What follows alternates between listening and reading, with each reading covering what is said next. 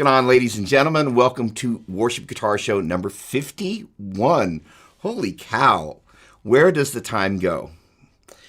In any case, super excited to have you here this evening.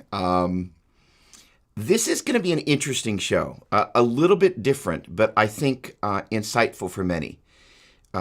Modeling wars. Obviously, there is a lot of movement in the modeling world right now with the HX Stomp kind of coming out more or less right on the heels.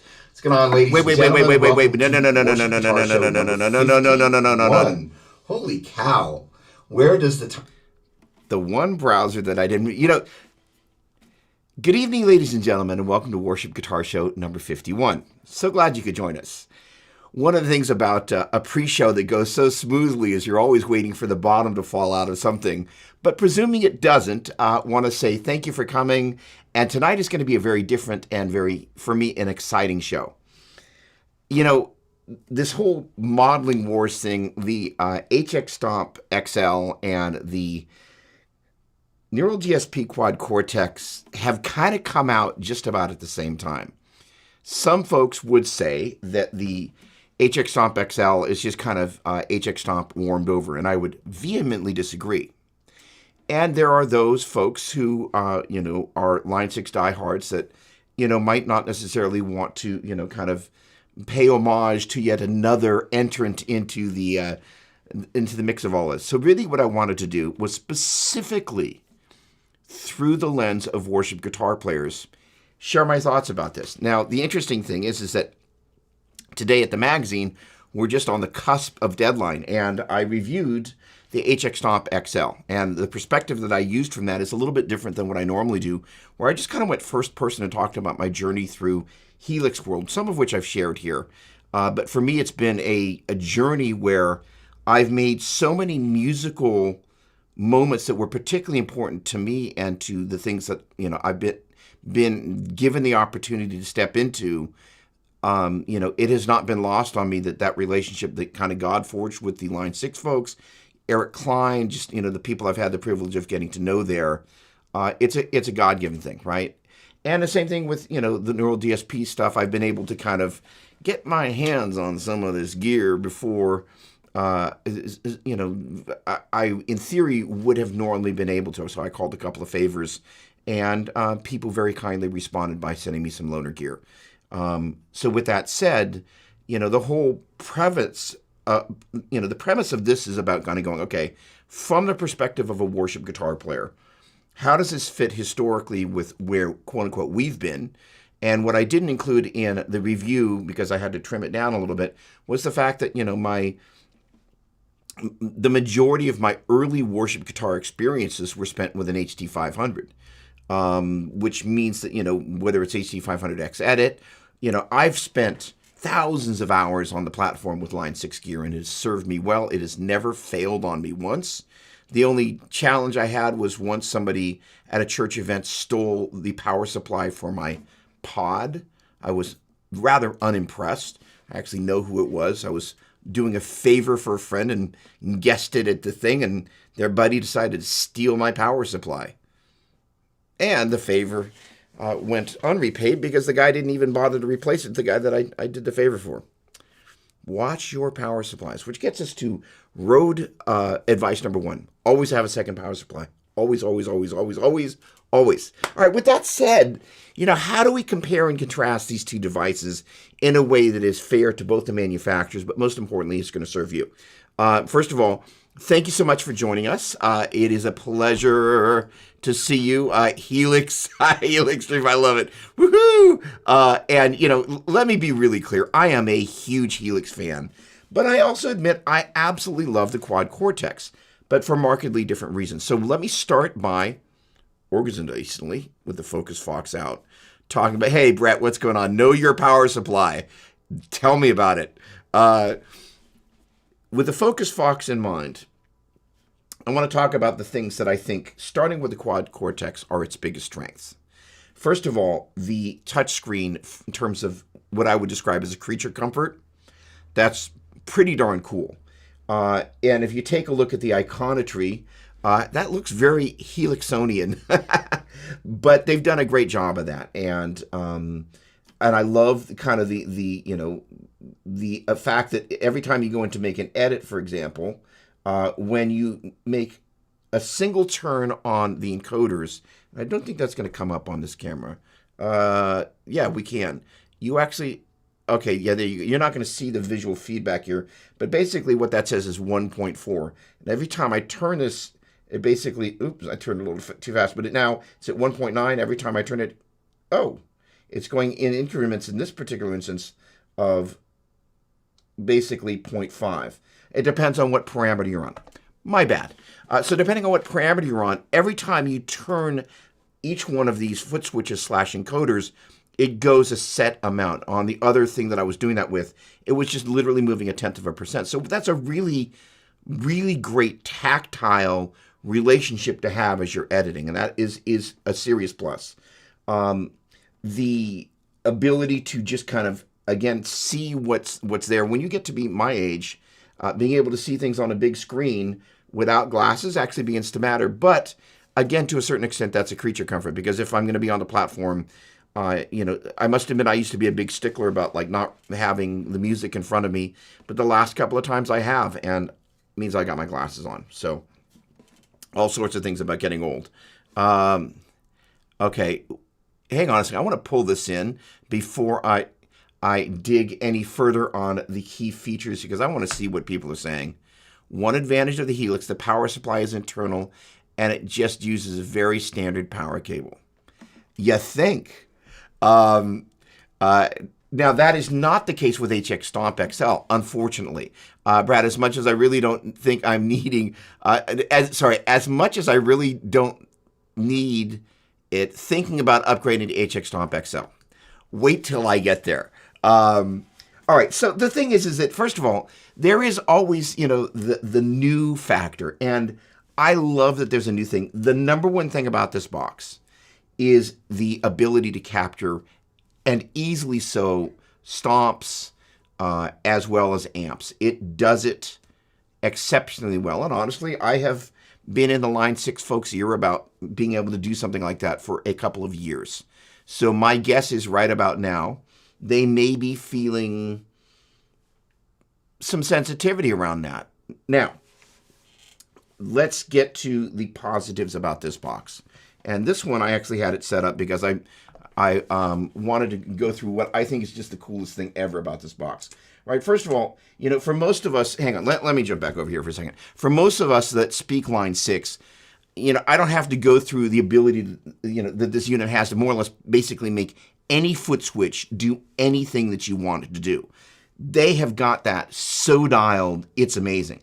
But the thing about this is that for those of us that have HX Stomp, I've got that placed on larger boards where I'm usually using some sort of external control for it, because I, have found the 3 foot switches a little limiting for the sorts of stuff that I like to do. But again, that's me personally. So something like a Morningstar MC6 is the obvious addition if you're going to want to use it, if you will, kind of on a standalone board.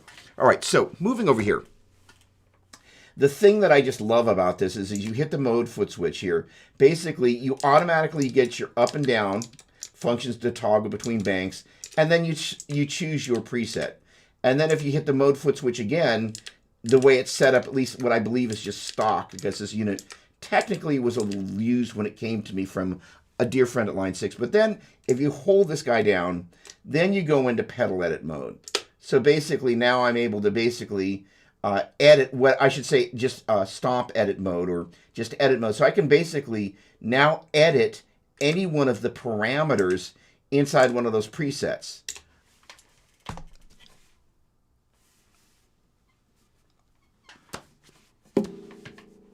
I don't know about you, but then having all the Line 6 sounds, and basically in the review, basically I said, look, does it bother me that it has less processing power? For me, no. Does it bother me that I should say compared to Helix, let me be really clear. Does it bother me that it has less foot switches and I/O? No. Does it bother me that that I guess a good addition, thank you very much, that it doesn't have an IEC power connection. Yes. But are those things tipping points for me in terms of Helix over HX Stomp XL?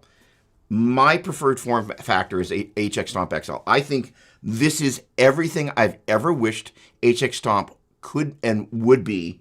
And it's everything that I love about Helix in a smaller form factor. And in the review, one of the things I talk about is trudging through JFK with the Helix on my back and 2 guitars. And then I didn't mention it, but I've at that point I think I've got to carry on because I don't pack my laptop. So I've got all this stuff that I'm taking back from this guitar camp, and I'm like, and I'm pouring sweat. I'm like, I love this Helix thing, and I wouldn't have gone to this guitar camp without it. But I will admit, I was just like, this is heavy. All right. First of all, let me check in after the Focus Fox. Let's talk about the negatives, because that's only fair. So the biggest challenge that these guys have, and they will fix it, and it's a firmware fix, and I have not exhausted all the various little hacks that I could come up with. But basically, to the best of my knowledge, with the experience I've spent with this box, and we're going to hear some of the sounds it's got. It's got some great sounds. The biggest thing is that the ability to, like you can easily do with Helix, is manipulate the output routings. For worship guitar players, if we want to take a preset and then change the outputs that it's routed to, you literally have to edit every single preset to change the output routing. That's insanity. They'll fix that, but for a worship guitar player, if you set it up to, and obviously the default thing would be to just kind of go, okay, I'm going to use the XLR outs on outputs 1 and 2. That's great, unless you don't have any XLR cables. So that means you set up all your sounds for 3 and 4, and all of a sudden you show up at church, and if church doesn't have some sort of 1 or 2, quarter-inch to XLR DI boxes, it's a challenge, and it's going to be a problem for some folks. Somebody's going to show up on a Sunday morning, and they're going to have a bad day. As whoever it was ingeniously pointed out, the power supply, man, I just wish there was an IEC cable. I flippin' hate wall warts. Hate them. Now, one of the videos I'm getting ready to make is on power supply alternatives. That includes stuff from my very dear friends over at Mission. Those guys have been great, as well as some of the other solutions that are available. The Eventide sent a bunch of stuff that I'm going to be able to use to power up this, as well as a slew of other pedals. So there are other options, but we can do all this amazing stuff. We can put an IEC connector on these guys. There's got to be a way. In any case, the other big drawback of this is, and Big Daddy Helix has got this on the back of. No, I'm not going to be able to get to it with this camera. I don't think. Maybe I can. I can. Take a look at this little bad boy right there. Boom. I push that puppy in. That's the output volume control. I can't accidentally bump that. This guy, I can accidentally bump it, and if I'm not paying attention to where the output is, and I discovered this on the Boss GT 1000 Core videos, I just kind of arbitrarily had the output control someplace, and I wasn't paying attention. And I moved it, and I was like, where was it? So kind of all my inputs for all the demos that I'd recorded up until that point, and then everything after, I could kind of, finesse it in post, but I was like, ooh, I don't know if I like that. So my suggestion is, regardless, at that point, let me make sure this guy's down. It's just basically always keep this guy on all the way up on 100. I do love the visual feedback you get here, by the way. You can just kind of see that coming up and down there, which is really cool. All right. So those are kind of the things. Some people said, I don't know where the foot switch is going to break. They seem pretty darn sturdy. HX Stomp XL. Obvious detriments when comparing them side by side. I wish there was a bigger screen because honestly, I can't really read that with my glasses off. And there are enough people that are, dare I say, kind of post 45-ish that are going to actually not be able to read that. That said, they took an existing form factor and they made something that was phenomenal, even better. So I'm not complaining, but if we're going to actually honestly go there. The other thing is, again, it's got a wall wart. I spent 5 minutes hunting around for the wall wart around here, and then just kind of went, well, I could just use the same one that I've got on HX Stomp, and that's what I did, which is, dare I say, actually a convenience. You're like, okay, well, there's another form factor that I could use, but I really miss that. All right, so that said, let me jump in. I want to hear what you've got to say because I want to make this a little bit interactive. When Focus Fox comes out, it's my way of managing my ability to rabbit trail on any one of the subjects. But at the same time, I've learned that I can do that at the expense of actually hearing from you, which is kind of the whole point. All right, so first of all, I have a feed up on Facebook. And as you've heard me say a number of times, this doesn't feed through to my streaming application like the other do. Forrest, great to see you. Wes, what a pleasure. Woohoo! Okay, so what we're gonna do is we're gonna. Here's the thing. What I love about the can of worms that I've opened is that I've already said that I love both units. So it's not like I'm gonna. Well, I think this. I'm not gonna be taking a pot shot at anybody. So Wes's comment. I ordered the Quad Cortex, but I'm not gonna lie. I'm seriously worried about the DSP for running reverbs and delays. So let me speak to that with as much experience as I can in this moment. Early tests came from a bunch of folks that were not P&W folks, right? So they weren't trying to open 20 reverbs on every patch. And, honestly, I think the Neural DSP folks are probably a little sensitive around the fact that vulgar display of power may not have been the best tagline without thoroughly testing what a range of users would do. And so, I've seen a couple of posts from Doug Castro, who has been fabulously present on social media, not on their channels, but I guess for me, Facebook and, various Facebook groups are social media, but also the gear pages, social media-esque, even though it's a website, right? Without citing any people, I will say, without citing the source, because that would be unfair, one of the things that was brought to me had to do with the Kemper.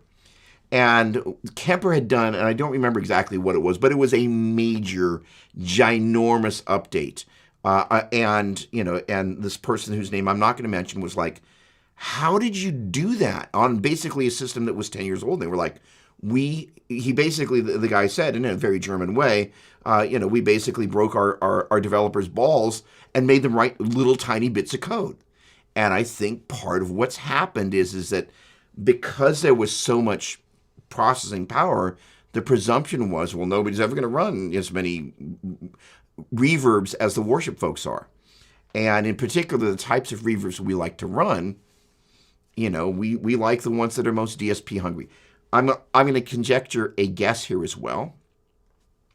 I think there's also a certain amount. Remember on the school buses, there used to be a thing underneath the gas pedal called a governor? My guess is that this is purely a guess, is that there's some governing done here to make sure, because the interesting thing that says when you basically go to shut it down is, do you want to reboot? That word reboot makes me think very computer-esque, and when I think about booting, I think about crashing, right? So I think they're very conscious of the fact that, like, hey, let's not put this into a place where it's going to crash on somebody. I have heard of 0 reports of crashing. And while you can't necessarily load down the 4 Shark processors to their fullest capacity, I would put in a vote for rather not being able to do that than being able to all of a sudden do it to the point where, all of a sudden you step on a preset and the thing just goes and makes some heinous sound, and then of course then it just goes into the equivalent of the spinning wheel of death or whatever. But your points are well taken. Here's the thing: the subtext of the comment of what I just shared about the Kemper and Doug's post basically hinted at they're aware, they are going to in firmware, and some revisions of code was more or less the essence of that. They're going to go after that. And this is just firmware stuff. I think this thing has plenty of power. But I think they're gonna have some more sleepless nights, which I feel badly about because I think they're a really good bunch of guys, and I think they've worked really hard. All right. But Wes, honestly, until we know, we don't know. But I will be playing some sounds, and the sounds are great. Now, my other complaint, and I actually should have mentioned this before, is the library of sounds right now is a little lacking. The number of things that first of all, I'm just going to say it. The AC30, actually, let me compare and contrast user experience. Because I think the danger of having a shiny new toy, especially when it's yours, is you don't always check underneath the hood of the car that's next door. And one of the things about Helix and in particular the HD500 Line 6 has dialed, I mentioned this a week or two ago, the HD500 had my favorite AC30 model in it because it had this feature that when you turned up the gain, something happened where the top end, about 3.5K or so, gently relaxed and the amp opened up a little bit and it was perfect. You wanted more gain, but you wanted the brightness to just dip. Whoever did that, and I think it was Jeff Slingloff, who works at Boss now, it was just genius. And you're just like, it did exactly what you wanted to do with a single amp turn. I'm like, how about that? And Helix did not do that. But, and I have no problem with the AC30 models in Helix, but whoever did the AC30 model in here, it's grossly overgained. And that's kind of my common thing about the amp models and a number of the captures. That said, as proven by the demos, if you're willing, which all of us praise and worship guys and gals are happy to roll up our sleeves and do some stuff, I found some great sounds. And ironically, the JP2C, which is based on a Mesa Boogie, which is based on a Fender, is a great way to get at a huge range of tones. And the acoustic guitar sounds for me are, especially with the Acoustasonic Jazzmaster, I'm just like, just in heaven. All right. Brett, you never need to apologize for joining late. Dude. But thank you. But was driving home from a church and I got asked to lead worship for a revival this weekend. Boom. That's what I'm talking about. All right, Brett, excited for this opportunity. It's awkward as I'm the only instrument with several vocals. Oh, that's awesome. What a great opportunity. All right, fantabulous. All right. Over to YouTube I go. All right, first of all, I love the way you guys greet each other. That is one of the most heartwarming things. Yes, Chris, hello, good to see you, my friend. Dude,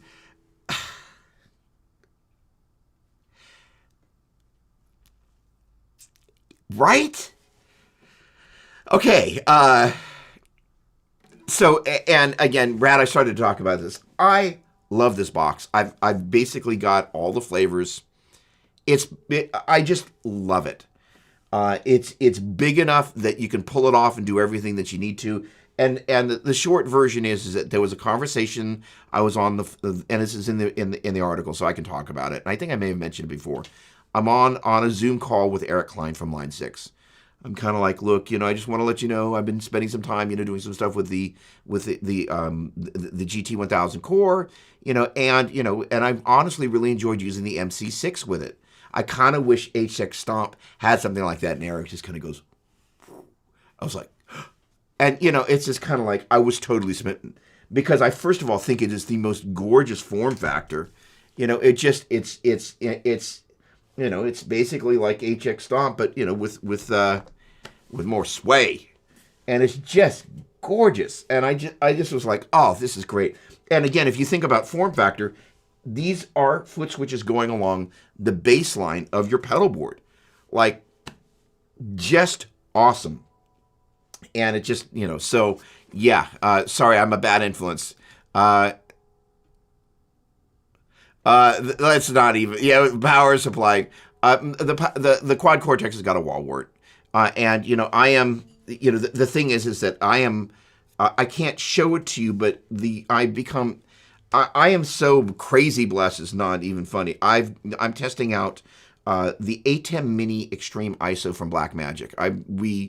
The short version is I see all the people who sign up for our email list to receive the magazine, and I'm like, I see this thing come in my inbox, Blackmagic, and I'm like, wait a second. I'm like, I hope this isn't weird, but I saw you just signed up, and I'm just wanted to say hello. I'm a big fan of your products, and we'd love to do some reviews. So this is their giant. Can I do this without breaking anything? There you go. This is their giant. Basically, it's the amazing box. Steve Vai and his crew, Greg Worth with Steve. They're using. I guess Greg's got 2 of these. It's not a private secret. Probably shouldn't be saying what they're using, but the point being is these are amazing, and I'm going to be reviewing it in the magazine. And the idea is you have basically the ability to have 8 HDMI sources, including, although you're not going to see anything, I don't think. There you go. That is literally my upstairs. Hang on, Alan, let me take you out of the mix. That is literally connected through to my upstairs studio, which is the other room that you see. So I basically have come across these 100-foot HDMI directional cables, because normally you don't want to go any more than about 18 or 20 feet with an HDMI cable. But with these directional HDMI cables that I heard about from the Black Magic folks, I can now connect not only sonically, because the room's already connected via... let's see here. Can you see? There you go. You see that little box right about there? That is Diodario Planet Waves, Diodario, rather, modular snake. And so I've got that stuff traveling through the ceiling of my place here. And now we had the gentleman that climbs up into the roof, because I don't climb into roofs. That's not that it's below me. It's just like, honestly, at different times, I'll just be honest. I think most houses have some sort of rodent problem. And I'm honestly, I'm scared of going into the roof and getting bit by a little varmint. I said it, but it's true. So the thing is that now I have the ability to have audio and video piping between the 2 rooms, which for me is like heaven. I totally digress. Focus, Fox. Okay. Okay, Chris, I'm actually the opposite. The Helix is the first thing that made me feel like I could enter the modeling world. Love it. I love the Mesa Boogie Tone. Nothing else could match up until the Helix. Love that. How do you argue with that? So, dude, then, yes.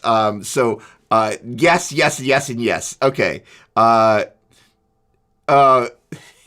It's funny how I know where you're going with this.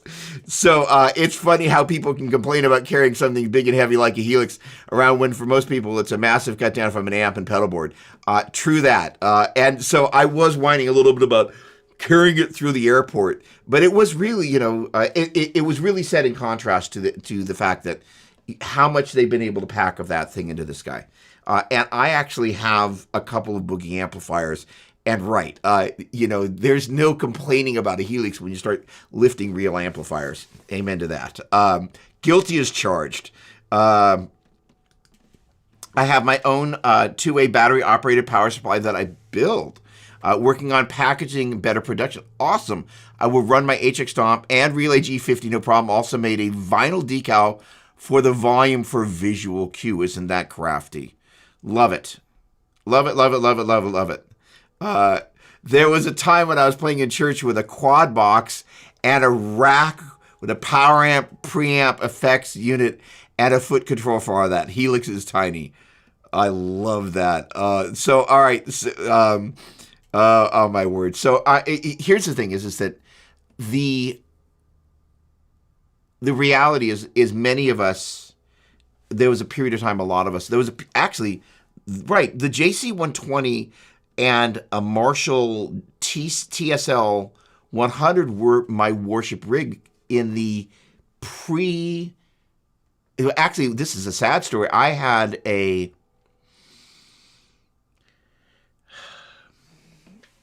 Flextone 2 XL 212 combo that got stolen from the church. I wouldn't want to be the person that broke into the church and stole their gear. So after that was taken, then I started bringing this other stuff. And that was a lot of fun, and one of the things, just for the sake of conversation, that I would do was I would turn the Marshall 412 cabinet around and face it against the back wall. And it's one of the great things about being able to use the natural acoustics of a room, so that you're not having the directionality of a 412. Somebody's laughing at that. That's great. And then being able to use that reflection, because the reflection is a big part of how you can really create wonderful ambience with the guitar. It does really great with that.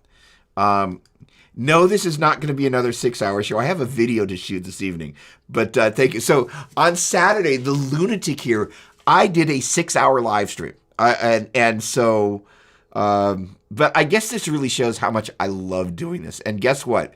One of my favorite things is an increasing number of my much beloved worship brethren show up on these Saturdays, and we just had a heck of a good time. Thanks for asking, Fishman. Power supplies aren't a stop order, but they do come with their own challenges. I do want to show off something after I play through some tones here, because I am very excited about some of the sounds I was able to get. So one of the things that I've been working on, with a certain lack of sleep involved, all these cabinets are for the Celestion Vito that is scheduled to come out on this Saturday. And I am extremely excited. It's all around the Quad Cortex. It's the first in a series of videos, each of which will be focused around one modeler and or modeling family, with some solutions using these Celestion FR, LR, full range live response speakers. And there's two speakers that are in that family, the F12X200, which as the name implies is a 200 watt speaker, and the F12M150, which is a 150 watt speaker. They have slightly different frequency curves. As I talked about on Saturday, and I spent a bunch of time hunting and pecking for that graph, which I know where that is now. But the thing is that the I started to say XL. That's when I start reading the chat. The M150 it doesn't have, unlike the X200, doesn't have a little dip at 5K. And that becomes especially important for higher gain tones. And I said something in the video, which is the strangest thing, but I want to share this with you because, again, a bunch of my fellow worship guitar playing brethren, like I love to say, worship guitar players don't just play at church. And when we start talking about Mesa Boogies and high gain tones and John Petrucci stuff, it's foolish to presume because you see somebody on a country gig that they're just a country guitar player. And anything other than that, and honestly, though we may have one forte that we prefer, that's not always at the total exclusion of another. So the point being is that finding the range of solutions is key. So getting back to this 5K thing, one of the things that I mentioned in the video is that 5K is this strange frequency that, and I said this thing and I feel as strange saying it now as I did then, is where a fair amount of the definition in your distortion tone comes from once you start adding the other musicians into the mix. And it's just one of those frequencies you like, I can hear myself. That is also the same frequency where the dreaded 4-letter word fizz also lives. So as I mentioned in there, one of the cool things about the Quad Cortex is there's a 9-band graphic EQ that has already a band already set at 5K. So they kind of, there's a bunch of stuff that they're coming at. The biggest drawback with this box, if I actually, putting on my heavy metal persona, is that I think they had too many metal guys in the room, in the kitchen when they were cooking this thing up. They really needed to get some P-dub guys because they never would have been having this very public discourse about like, what do you mean you can't load 5 reverbs and delays in there? Because, after, again, honestly, by saying, vulgar display of power, that is a really bad comment to have to walk back on. And I just think they never saw it coming. I think everything that they did test-wise, and I watched all, the Tom Quayles, everybody that I saw that got this box a little bit before me never got above 40 or 50% of the processing power. And you can see that in one of the readouts in here. And I never got to that point. But I also am not quite as hog wild with this stuff as some of my brethren and sisterin, and I'm totally down with that. It's like, that is not said with any judgment. In particular, the worship tutorial folks, I absolutely love what they do. All right, I'm rapping too long here. Hang on a second. So I want to take a moment before I go any further. I want to play some sounds with all that talking, and in so doing, I also want to provide all of us the goal of this Celestion video series, in addition to letting people hear the speakers, was to go, how can we amplify our modelers in a way that sounds and feels like a guitar experience? I can say it here. I flippin', and I hope I don't offend anybody, so please forgive. I flippin' loathe playing out of wedges. I've had wedges give me a wedgie. How's that? Hope that wasn't too crude, but just like, let me rephrase. They give me a sonic wedgie. I've had one experience, and that was in a club in London whose name escapes me now, opening for Gilby Clarke across Europe. And I just remember plugging in and looking at the monitors going, it was just one of those, heaven's opening experiences because, I toured all over Europe and basically I was playing with tracks. So like I had to hear the monitors. And for once, not only could I hear myself, but I'm like, my guitar sounds amazing. It was just the most amazing experience. I was like, and I think I'm pretty sure I asked the sound person, like, what is the deal with these monitors? Because like, what's in them? What speakers is it? Because I was like, this is amazing. And that includes, touring the United States with Schenker and House of Blues and all those places. And basically half the time, when you're playing with tracks, which is basically what we do at church, your monitors, whether it's in-ear or otherwise, they are your lifeline to reality. And I just flippin' hated 90% of the experience that I had to go through to do all of that. All right, with that said, basically I've got speakers loaded in the 412 cabinets. I've got it loaded in the JC120. On the back of the JC120, there are it's a main input for the left and right side of the dual 60-watt solid-state power amps. The other demo, so you're going to hear the trio of demos for the JC120. And again, I'm bypassing the front end of the amplifier, which when you do that, you basically are bypassing everything, including the master volume, which means you're on 10, which means managing this volume control or managing the one that's on the back side there, or having somehow that's written into your presets is something that's super important to keep in mind. Then hiding down behind me is the hot Rod Deluxe. So I basically pulled that puppy apart and put the F12 M150 inside there. And, then you're leveraging the tube power amp. Now, the interesting thing that's funny about that is if you think about, I was going into the power amp in. So you're bypassing, again, the tone stack. You're on 10, but I'm playing it. All of a sudden, I'm like, I hear reverb. Well, the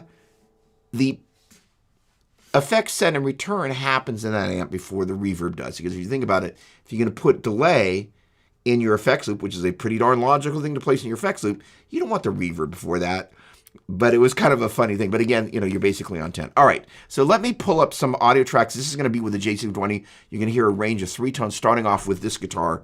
And, for those of us, that first of all, the short version.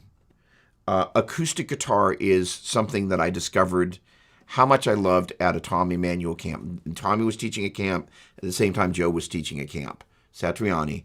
And I just remember watching Tommy play, just kind of going, he's doing things that are not stuck in the chord shapes that I use repetitively when I'm playing rhythm.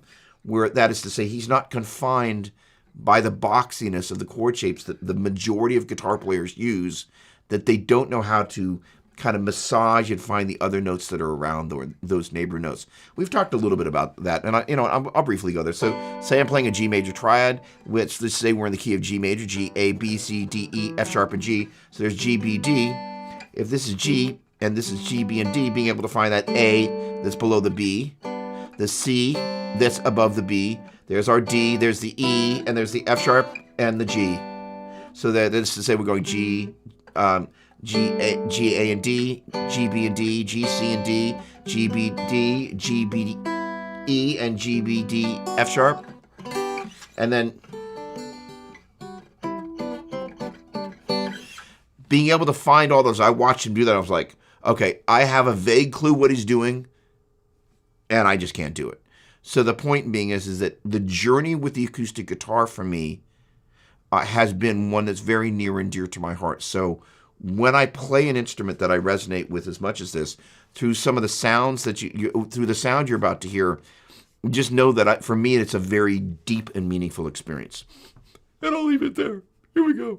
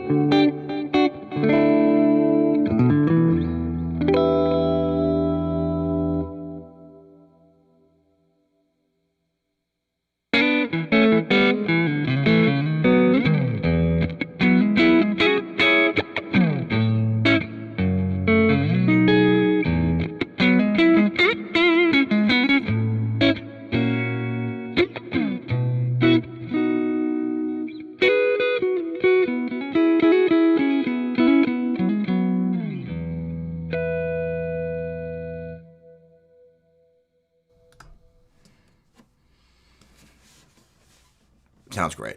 So that, all right, so this is hilarious because you're going to love this. That is,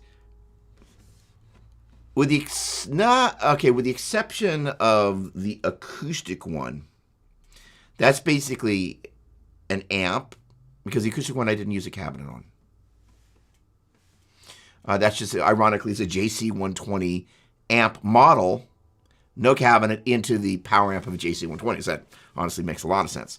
But the thing is that basically all of those, with the exception of the acoustic one, have a cabinet block on there, or cabism, as they say in quad cortex lingo or neural DSP world.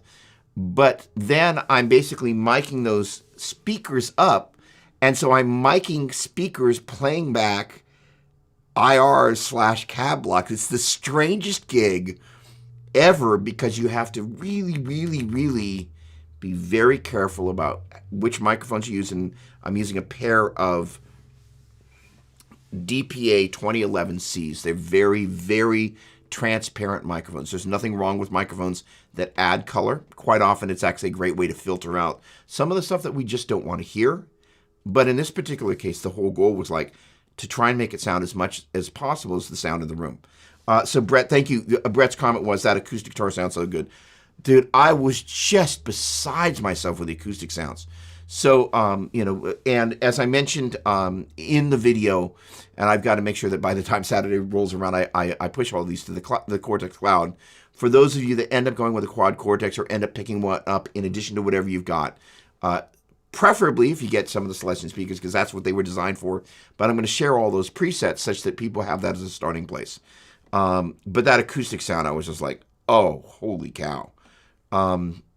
The other thing you'll notice, kind of as you see the different amp models, I spent a lot of time in the JP2C, or what they call California Johns, and then some number refers to which version capture it is, because the JP2C, as I mentioned before, and I didn't finish the thought, it's a Mesa Boogie, right? It's a JP2C, which I love that amp, and that JP2C is basically based on the Mark IIc Plus, which I have one of those, and Chris, to your comment, that thing flipping weighs a ton. Those Boogie amps are unforgiving, but that's part of why they sound the way they do. Ditto with the Boogie caps. So the idea is that amp, first of all, it's still in the Mark II series. We're in the Mark Vs. It's crazy what they were doing in that era. The Boogie guys, like, light years ahead of everybody. And so the early Fender stuff, the early Boogie stuff, and even the later Boogie stuff, you turn on the clean channel, it's a Fender amplifier. They've never abandoned their roots. They never pretended that they didn't come from basically taking a Princeton reverb and pulling out the 10-inch and then sticking in a 12-inch and kind of going, now what else can we do? And so because of that, I have been able to access a number of the sounds. Somebody's sending me hearts. Thank you. Access a number of the sounds inside the JP 2C capture that they did for a range of things. And honestly, as I mentioned before, and I think they're going to hear this from the P&W folks, the other amps had a tendency just to be too distorted. The AC30 was unusable for me. And, let me, again, not be one of those overly cork-sniffing folks. Here's the thing. I love the gear page. I've been hanging out in there again, and I've loved it. People have been very receptive. So I have the privilege of being able to buy some nice gear, but I never kind of go, oh, well, I have this amp. And some of the folks that kind of commonly get called cork sniffers have the wrong attitude about it, but most of the folks that can afford this stuff are really cool. So with that said, I am a bit of a cork sniffer, but not the obnoxious version. I've got a 64 AC30. I've got two different versions of the hand-wired.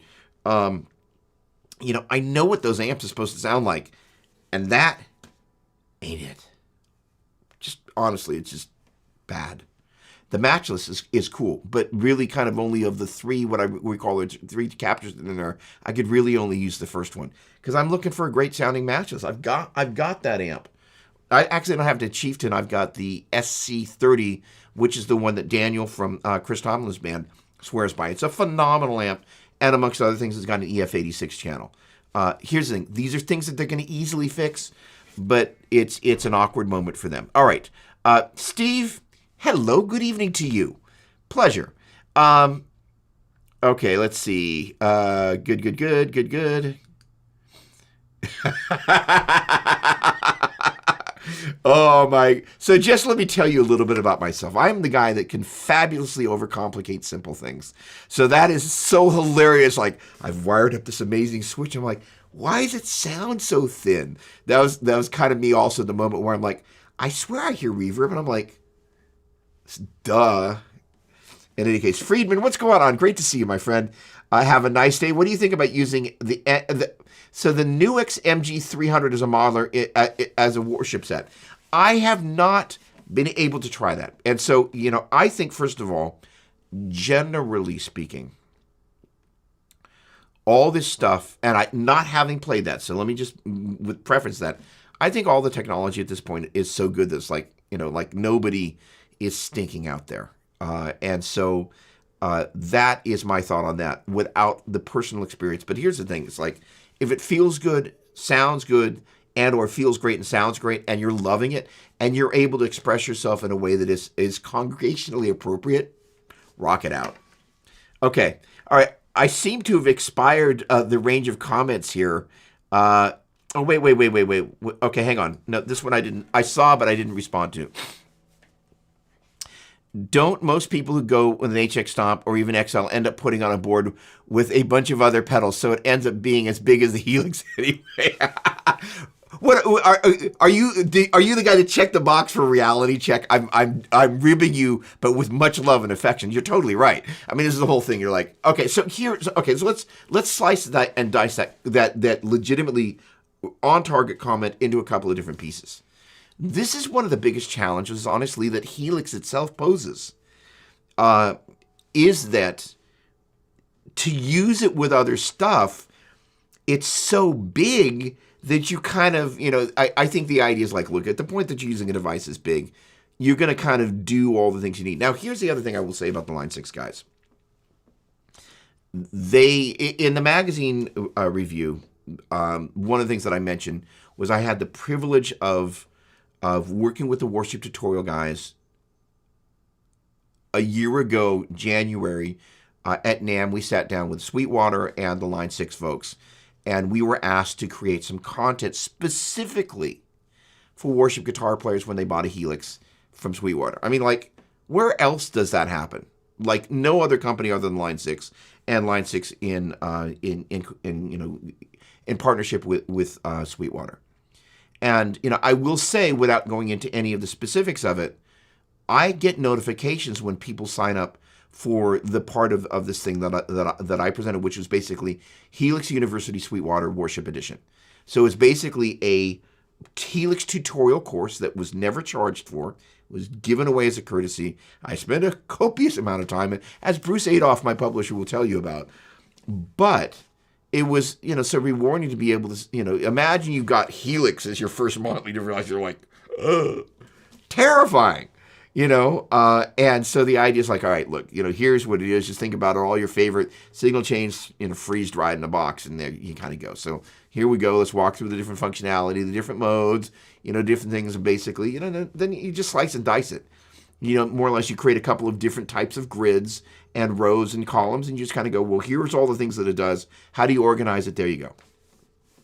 And I've noticed, ever since the Quad Cortex came out, a nice, healthy uptick, without revealing anything other than that, of the number of people I see sign up for that thing, which is a really good sign, because I think everybody would have thought, kind of like, well, what's going to happen in Line 6 world when this thing comes out? It's been good for everybody, which kind of is what you would anticipate.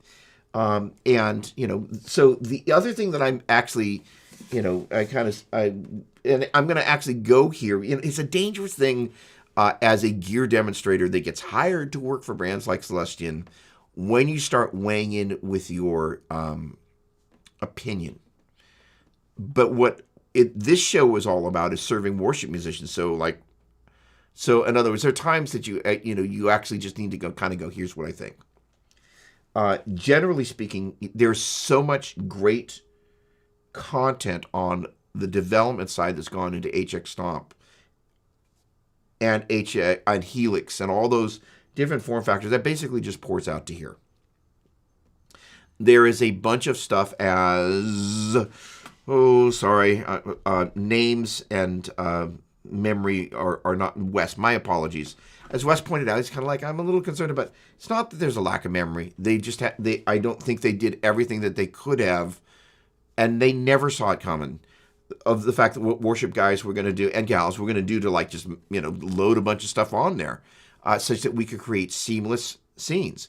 And the great thing about having the 10 scenes that are on there, it's 10, right? 8. I can count really. A, B, C, D, E, F, G, 7 notes in the major scale. H would make 8. The seamless transition between scenes. It's a really logical reason why you would want to have all the stuff on there, and then be able to seamlessly toggle between that stuff without preset gap. Which, by the way, HX Stomp XL, you're able to actually, the way they've manipulated this thing, you're able to actually have two seamless spillover from preset to preset. And this is one of the benefits of buying in, at this point in the Helix.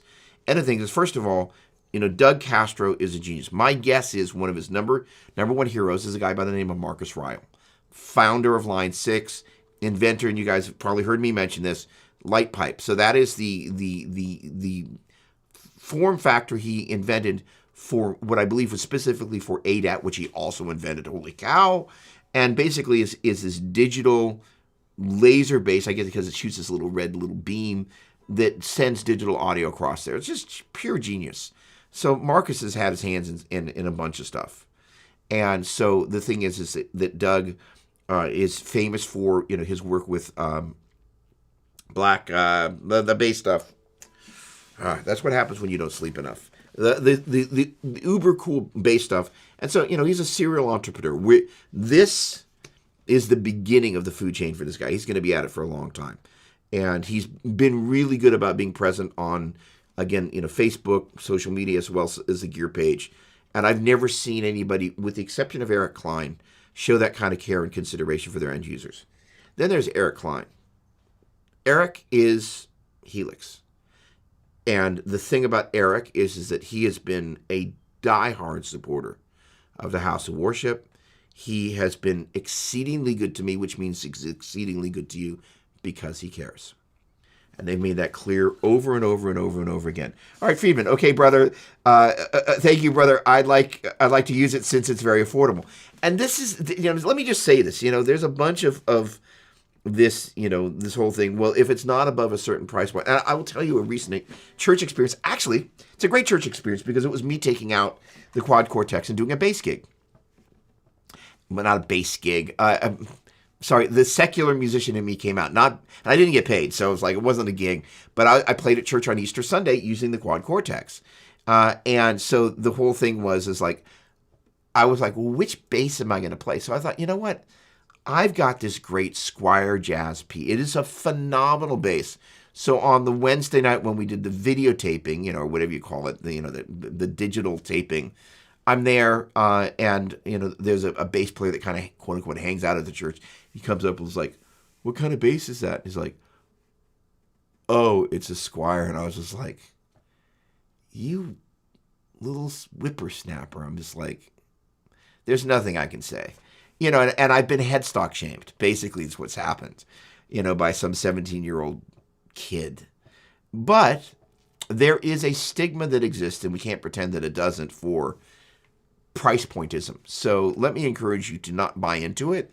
And, I literally kind of had it flaunted in my face. And, the reality is that if that kid were to pick up his bass and my bass, which honestly came as a review instrument from Fender, and it's not like Fender does something special to these basses. They basically send me the basses as they come out of, in this particular case, I believe Hecho in Mexico, no? And it's a great bass. I'm like, for the money, you just can't beat it. It's just like, it's like a $300 and some odd Jazz P that, if it said Fender on the headstock, it'd be a $6,000 to $1,000 instrument and sounds and plays great. The point being is just because it's affordable, never let anybody give you any grief about it. And even if they do, right, I showed up at a church with a Boss rig, and there was a guy with his fractal thing, and he basically just kind of gave me this attitude. And, it was just uncalled for, especially in church. Oh, interesting. All right, so Brad, I use my HX Stomp by itself.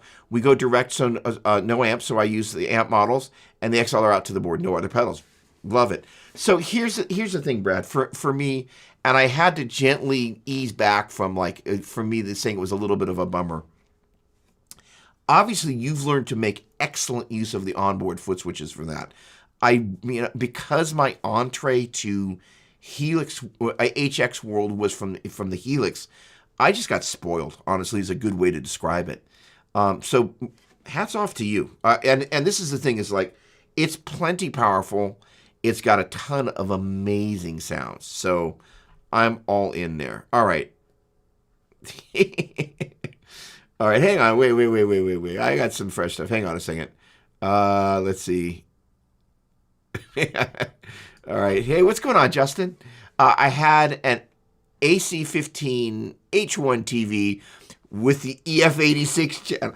It had such character to it, totally different from the ACs and the Helix. They still work, but just different. Okay, so let me just take a moment and let's talk about the EF86. There are a number of people that don't know about this magic preamp tube that is famously microphonic. So it is the jangliest, chimiest, most wonderful preamp tube specifically for worship that you'll ever hear. And 50% of them are microphonic kind of out of the box in not a good way. So when we talk about microphonic, and just in case you don't have the experience, so when a tube starts to whistle or when you tap the amp, it goes, and just all sorts of, whatever it does, it's not supposed to be doing it, basically. Unanticipated and undesirable behavior. That said, when they're working, the chime and the jangle and the sound of them is just beautiful. And that's Daniel Carson from Chris Tomlin's band.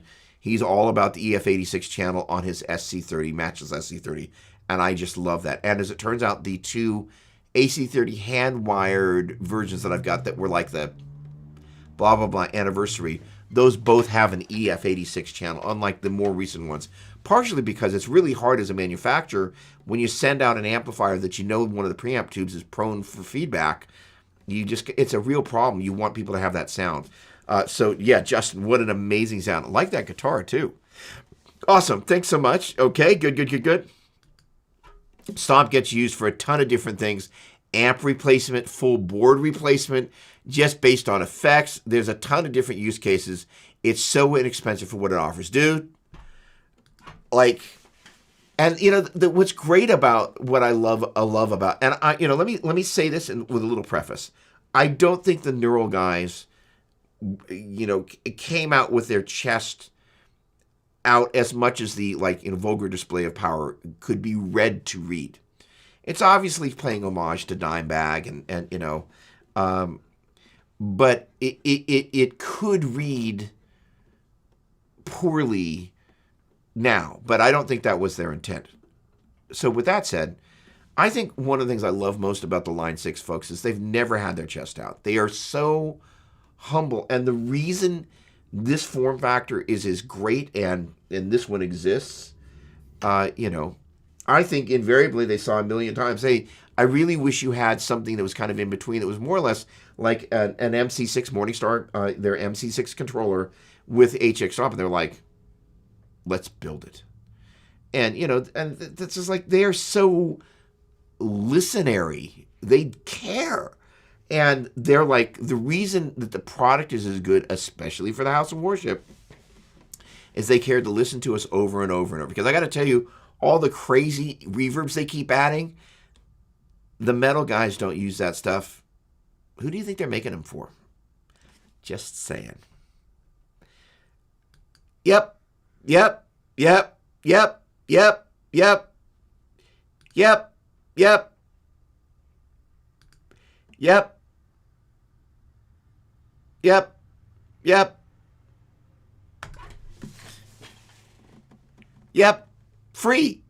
It's this is, and the thing that I will say this, I'm going to go on a micro rant, Chris, not at you. The little whiners that complain, they get free updates. There wasn't enough in this update. I'm like, really? Who else? Just like, gosh, people just sometimes are so selfish. There is no other company in the marketplace. And let's not talk about software manufacturers. I've got a problem. Can I say this? No, I can't say that. There is a software application that I use regularly for recording, and it uses an iLok, which I actually really am down with iLok, but I think my iLok's failing, and so basically I've been having all sorts of drama getting Pro Tools to run. Pro Tools don't give you nothing for free. Those guys are like, you will pay the tax, kiss the ring. Versus the Line 6 folks, they're like, hey, what can we give you for free? What can we do to make your experience even more amazing? I mean, it's a gift that keeps on giving, dude. Say no more. It's been said. I don't need to say it.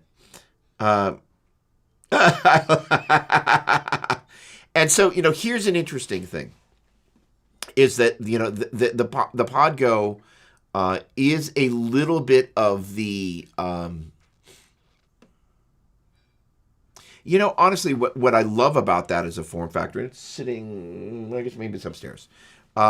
It gives access to those sounds, but at the same time, it does not have the update frequency. So, there's a little bit of a trade-off there. I'm not saying Line 6 is a perfect company, but I'd say I've been so incredibly impressed.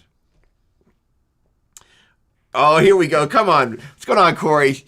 One of my favorite things to do is to gut the electronics and hardware on classic vibes. Squire is my favorite. They are fabulous instruments. I remember when I picked up that bass, and it came in a gig bag, and it wasn't anything overly fancy, nothing tweed or no G&G quality case, that you open it up and the smell of vintage fills the air, right? But I picked up that bass and I was like, whoa. So yes, and yes.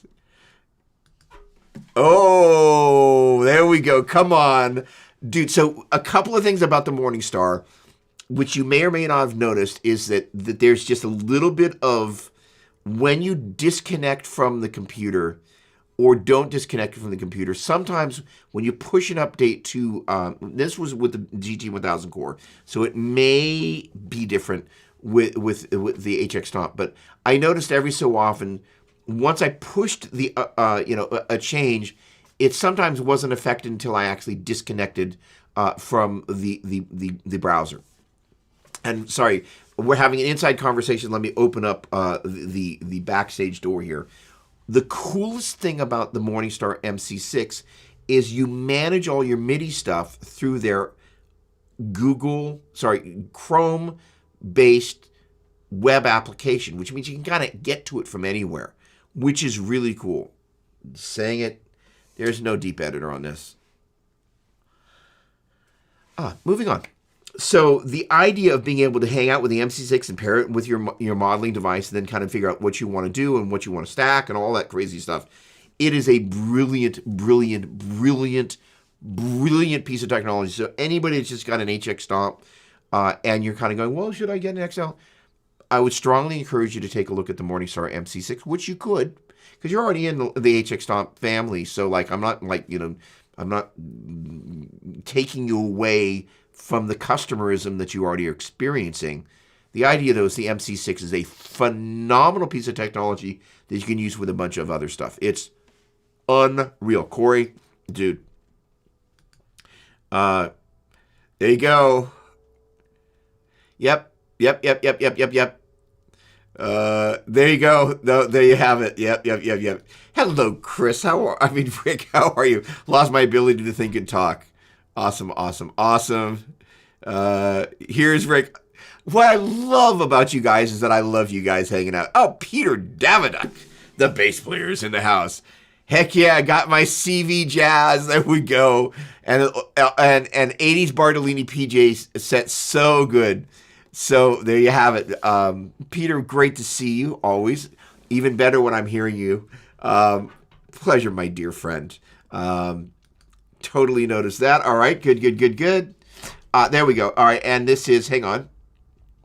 Let's see here.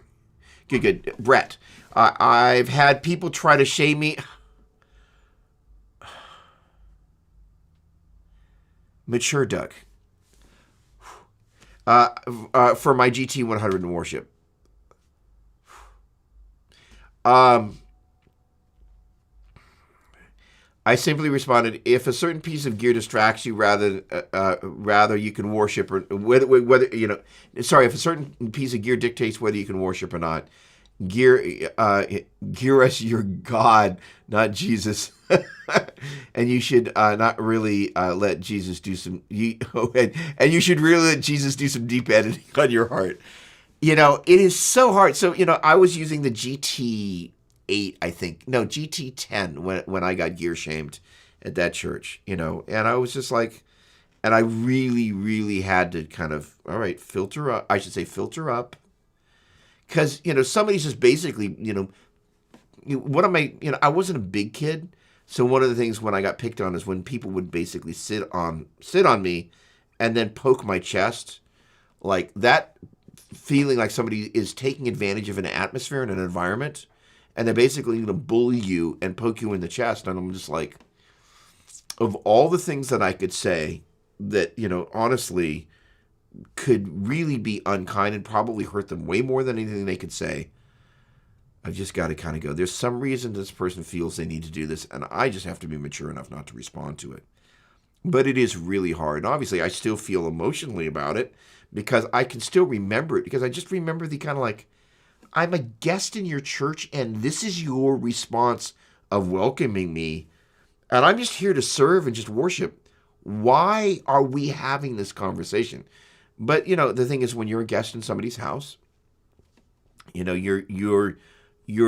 not cool to make waves. And I'm just like, I'm sure they probably already knew that Mr. Gear Happy was a little gear happy, but it was just so not cool.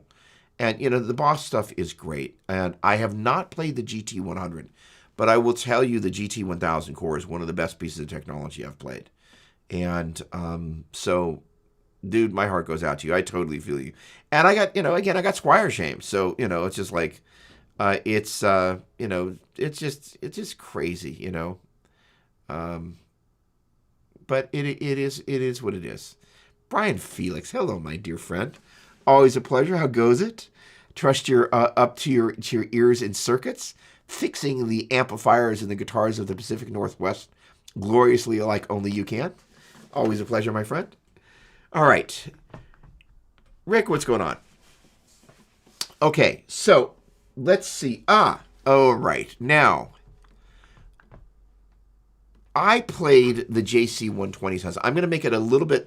I'm not actually going 6 hours tonight.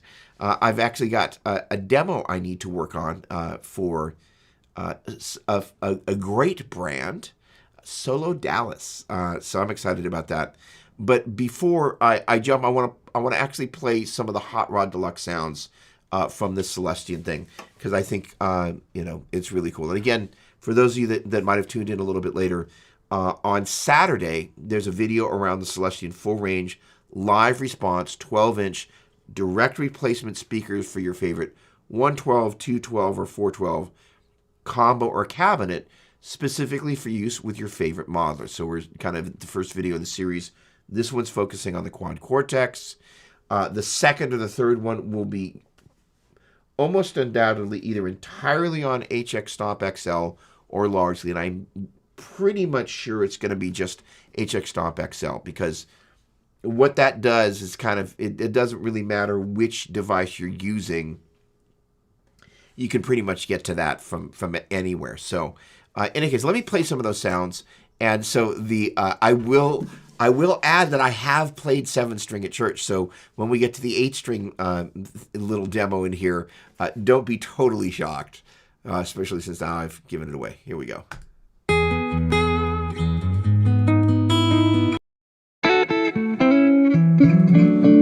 Hang on.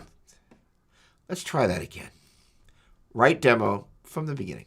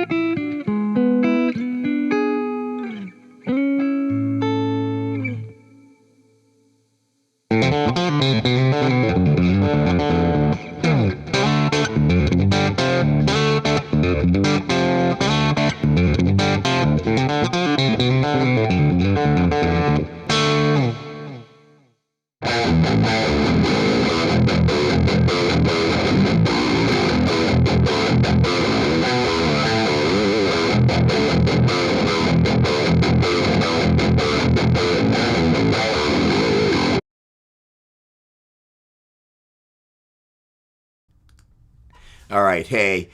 First of all, I think it's Gher Castillo.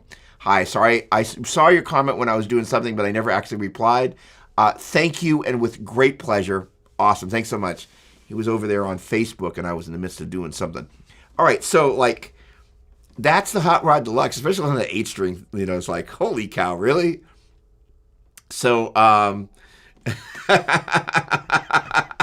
Alan was with me for the distance, as were others on Saturday. It was kind of just one of those crazy things.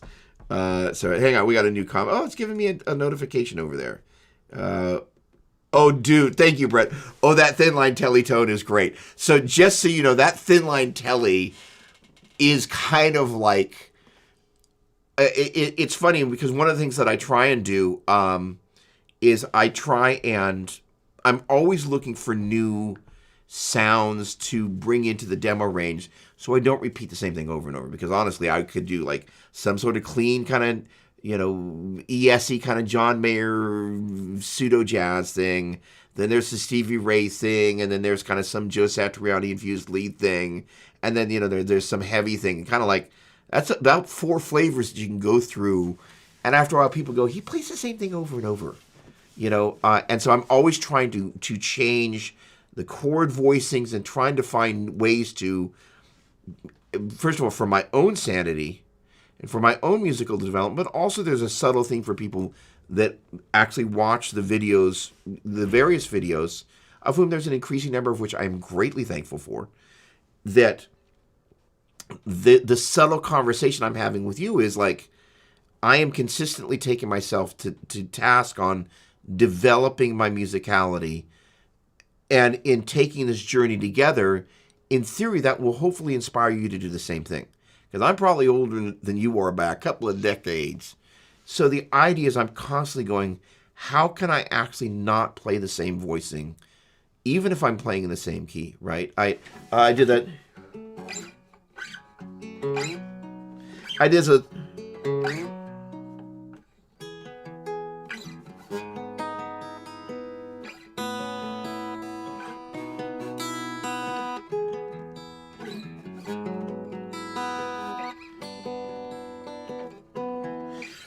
And oh no, I just mixed 2 of the different progressions together, but I did it.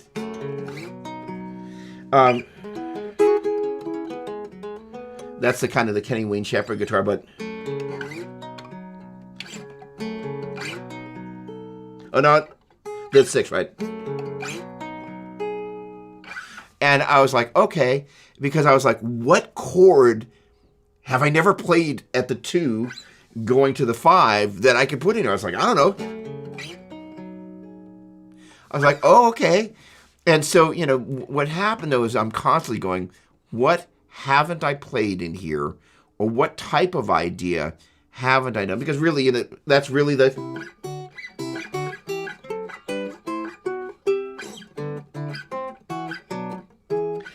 1, 4, 2, 5, 3, 6, 4, 7, 5, 1, 6, 2, 7, 3, 1, 4. That's really the 1, 5, 3.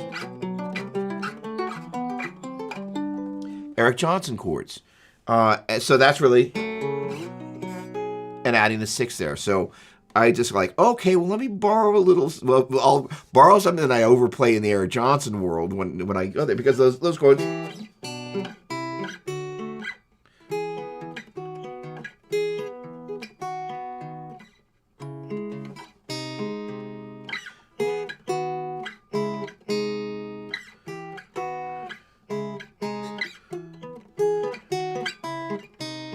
Right, that's another one of the progressions kind of. So the other thing is I record everything on here. So there was some of that.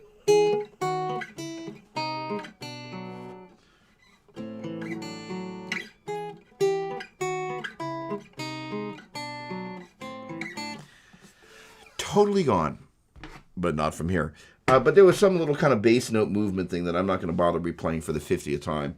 that was just kind of like, oh, let me do something I haven't done before. But I spent a lot of time playing these little triadic things that are really just 1-5, in this case 1-5 flat 3 or 1-5 3, or if I wanted to get diminished, like 1 flat 5 flat 3.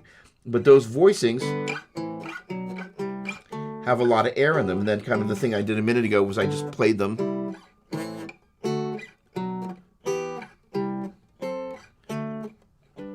across a pair of strings. Basically, if this is 1, 2, 3, 4, 5, 6, 7, 1, as in G, A, B, the first notes of G, A, B, 1, 2, 3, 1 chord, 2 chord, 3 chord, 4 chord, 5 chord, 6 chord, 7 chord, 1 chord. And again, that's just note-wise, that's G, D, and B.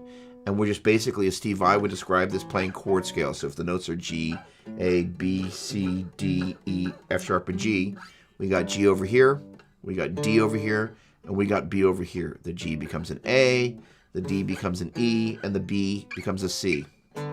So you could just literally just kind of map those out if you're so inclined. And then basically I took the G, D,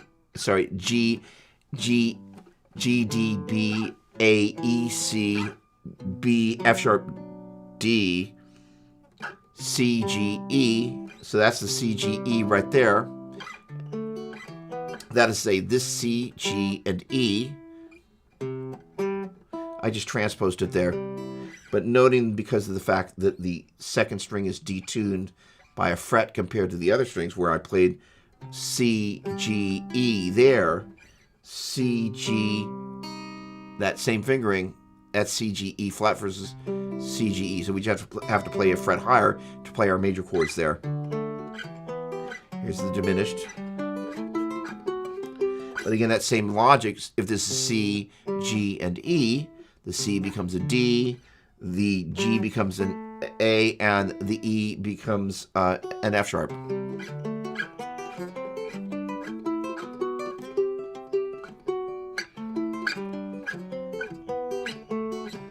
And then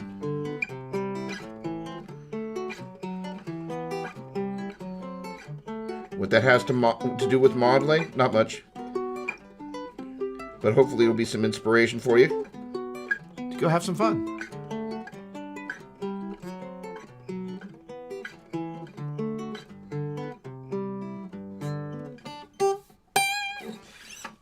Cool. There you go, Teach. All right. And yeah, Brett, that telly sound, that thing. So there's this swamp thing that's one of the flavors that I just love. So I keep that guitar basically always in drop D, because it's like, I just kind of play the same thing over and over. And hopefully it's not too frequently that people see it. Oh, wait, hang on a second. Wait. There's a little something going on here. I want to check out. I've got a buddy that works over there. I got to get back into that Bias universe. They make great stuff. Lifestyle Decision. I love that. Loved my previous tone, but there was so much time playing at church. Oh, the sort of man that sacrifices for his family. Can I just share a little something with you? It's like, the amazing thing is I just had this moment. And right now my life is I get a chance to do amazing things. And this is not me kind of going, in any way resenting the things that I do. Let me be really clear. But I'm just actually like, we're going to have like an honest heart to heart. I'll just share a little bit of kind of my day. My wife posted this great photo. And Rick, I saw you comment on that. Thank you. Of the photos from the yard. And basically I've been inside making videos since I put this room and the upstairs room together. I've been working crazy hours, and it's that season. But like, my wife put up these photos of the stuff flowering in the yard, and I'm just like, I'm just missing that. So Chris, hats off to you, Alan, and I think, and I'm sure there are others, but Brad, as I recall, you guys both made some sacrifices, and you put your family ahead of your music. And I really, really, I think there must be some form of jealousy that's a good jealousy, where you admire something in somebody that you just see it, and you're not jealous that you want what's theirs, but you're jealous that you want what they have, but you don't want it at the expense of taking it from them. That I think is the difference. But love my previous tone, but where so much of my time playing at some is at night with sleeping kids and Helix and headphones is great. Yeah. Yeah. Way to go. Hats off. It's an inspiration. And I could use it, honestly. Corey, ditto. We don't have kids here, but I spend too much time in this room.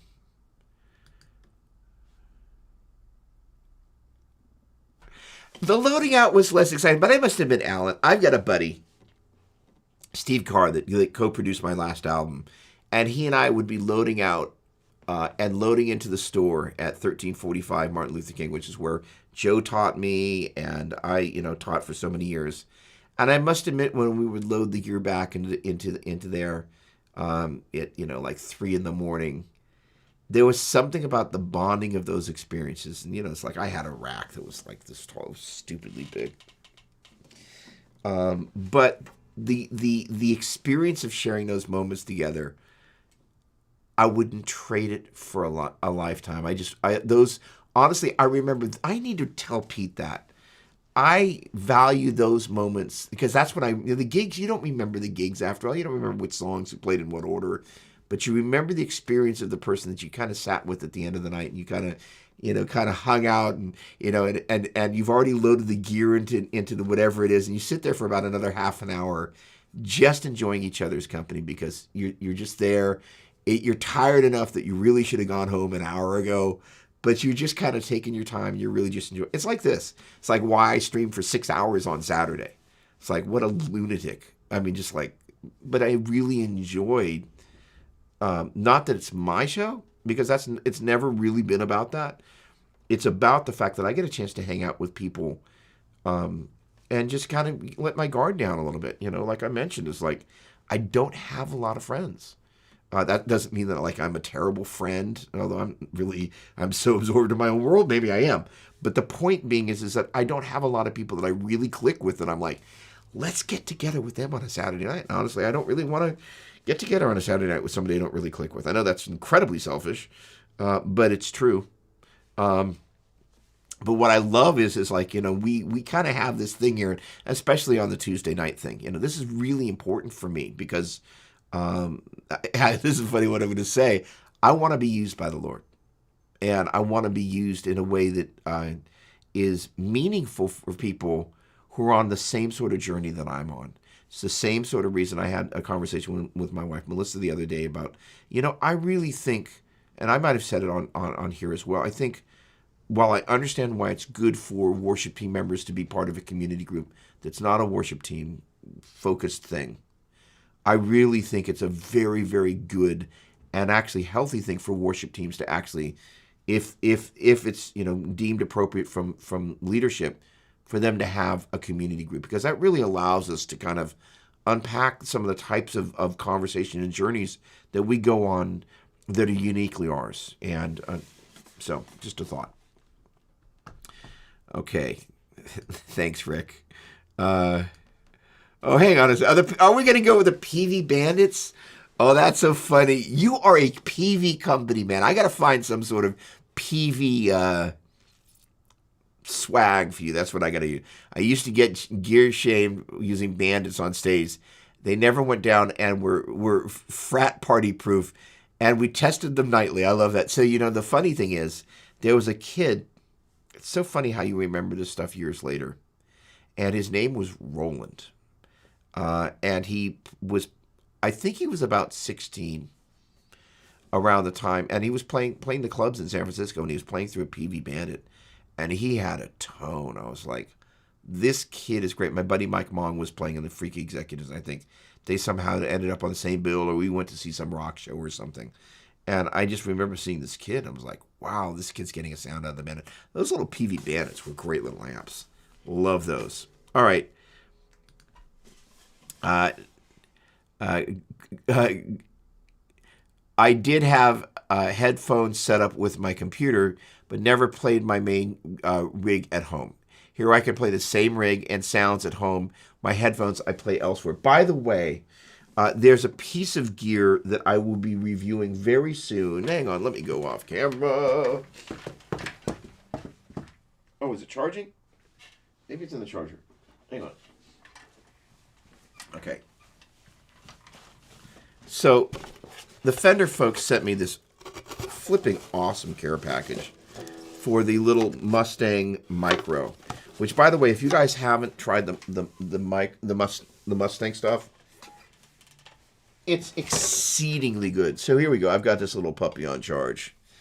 Oh, come here. Oh, no. Let me drop the guitar, and let me not drop the micro. So this in particular for worship musicians, it's got a bunch of great tones in it. Go watch RJ Ronquillo's demo of this thing if you haven't already. It'll fit in a Telecaster, need I say more? And so what's great about this, phenomenal about this for worship musicians, is it's Bluetooth.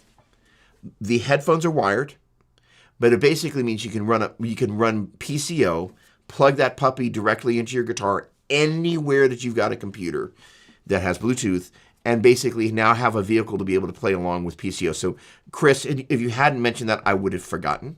But I'm going to do a full demo for that, and then there'll be a review for that as well in the magazine. But I've never seen a better vehicle to be able to bring the PCO songs, which hopefully have been pitched into the right key, and then have some sort of vehicle to play along with them. This thing is a home run for worship musicians. And it's already got like 64.5 stars reviews on Sweetwater. They're like $99. And watch RJ's video, if you need any convincing, because he's RJ. All right, ladies and gentlemen. With that said, Peter, hang on, sitting here. There we go. Oh, look at this. While I appreciate the kind words, you don't need any lessons from me. But you already knew that. But thank you. I received that with the spirit and the heart and the generosity with which it was said. Thank you. And let's see.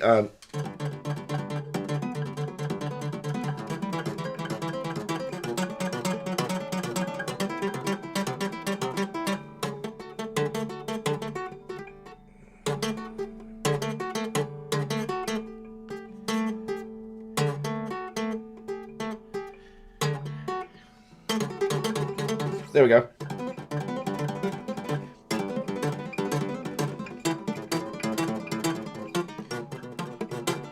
No, we don't go. So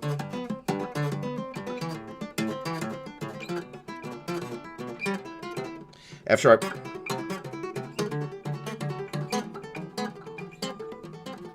Poorly demonstrated, but basically what I'm doing,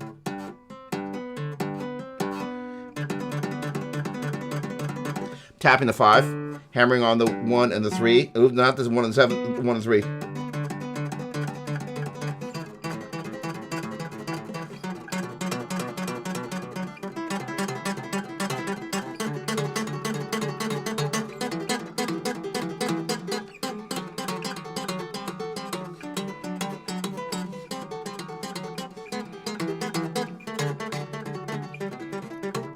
Probably sounds a lot better plugged in now. And then 5, 1, 3, 4, 1, 3. And then 5.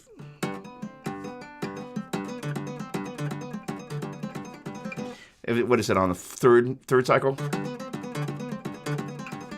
So basically, if this is the first cycle, second cycle, then on the third cycle, or you could just think of it on the 4th time, you're going to go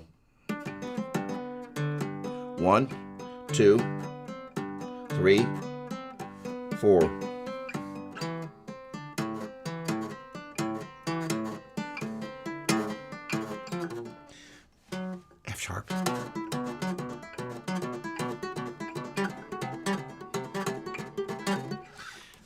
I think I went to the G instead of the F sharp. But that will keep you busy for a minute if you were so inclined. So in any case, okay, now play that in 7/8 reggae. There's a Frank Zappa joke in there somewhere. No,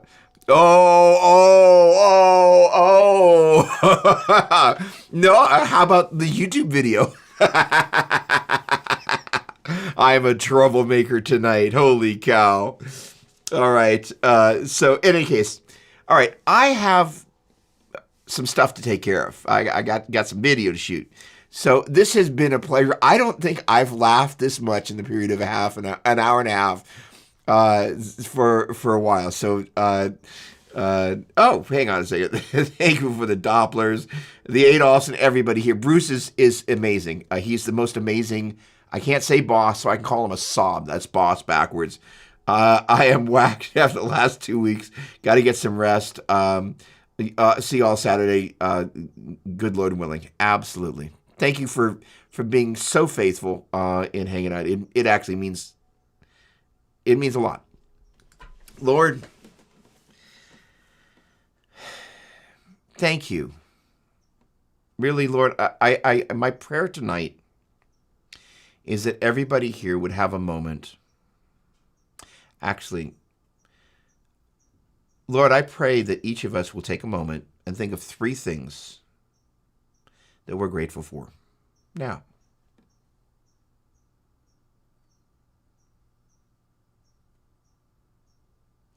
And Lord, I just pray that in the busyness of busy seasons, that we never forget the gift of gratitude that you've given us, the gift of grace, the gift of just being able to find our way through the darkness with the light that you've given us. Your lamp is like a light unto our feet, Lord, and I'm just so grateful for that. I'm grateful for the fellowship and the friendship that I have the privilege of experiencing here. It warms my heart, and it fills an important need in my life, and I'm thankful for that. And it's so an unexpected, unintended outcome or consequence, but it is one that I am so grateful for, and it's just clear how you work. So I'm grateful and thankful, and so, Lord, I just pray that gratitude and thankfulness will permeate our lives together in our, let's call it a worship guitar show, but it's really a worship guitar community group. So, Lord, with that said, we give thanks. We always hope that our lives are a light to you, and where we fall short, Lord, we submit our lives to your direction and your lead and the inspiration we get from your word and the people around us who walk it out with humility and purposefulness and grace. We ask all of that in Jesus' mighty name. And together we said, amen. Whew. All right. Have a lovely evening. Thank you so much. Look forward to seeing you next Tuesday. And for those that are going to hang out on Saturday, even sooner. Thanks so much. What a privilege. God bless.